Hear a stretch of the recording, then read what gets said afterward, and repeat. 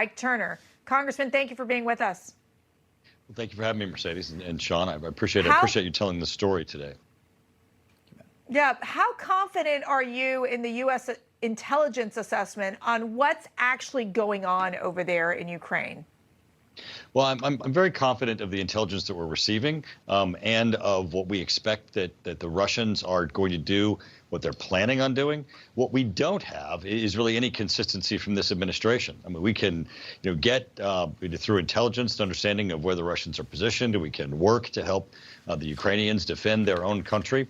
But you have an administration that keeps flip-flopping on what needs to be done in order to be able to support the Ukrainians and their ability to fight for their own country.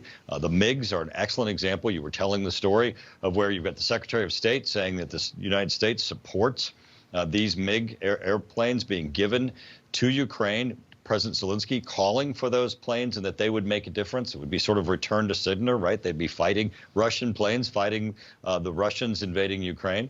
Poland being willing to give those planes. And then at the end of the last moment, the United States appears to be the ones who've pulled the rug out from underneath this.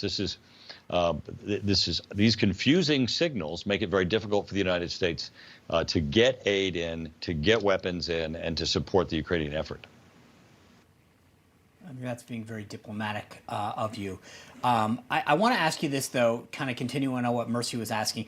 Pentagon Press Secretary John Kirby continues to say that convoy that's staying outside of Kyiv on the Russian side is purely for replenishment purposes. I have a hard time believing that that's the case. Do you agree with that assessment? Well, I think there's a lot in that caravan that is not just for replenishments. It's supplies that in part that support the military effort, the tanks, and certainly the fighting equipment. And I think that there are lethal elements that are part of that caravan. What we know, though, is that lethal aid should have been provided to the Ukrainians a year ago when the Russians marched up to the border last April and then went back home. We knew this invasion was going to occur. This administration should have gotten the lethal aid in. We know from President Zelensky, he said if that aid had been there, it would have changed the initial outcome of this, although they have done an incredible job of defending their country. President Zelensky, an incredible, inspirational leader.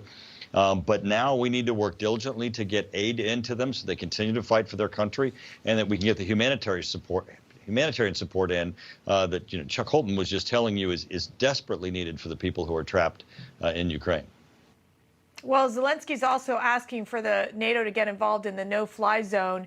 Obviously, there's been some pushback on that. I'd like to get your reaction on where the United States should be on this situation of the no-fly zone.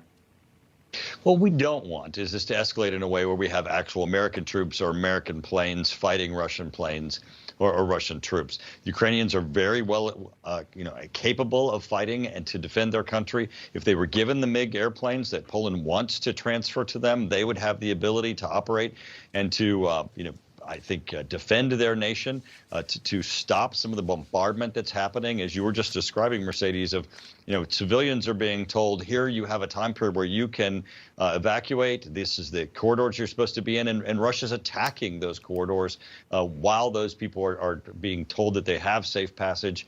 This is certainly, incredible humanitarian crisis that's being created totally by the lack of values that this authoritarian regime has in starting this unprovoked war against Ukraine. Congressman Turner, I appreciate your insight. It's invaluable right now. Thank you so much. Thank you.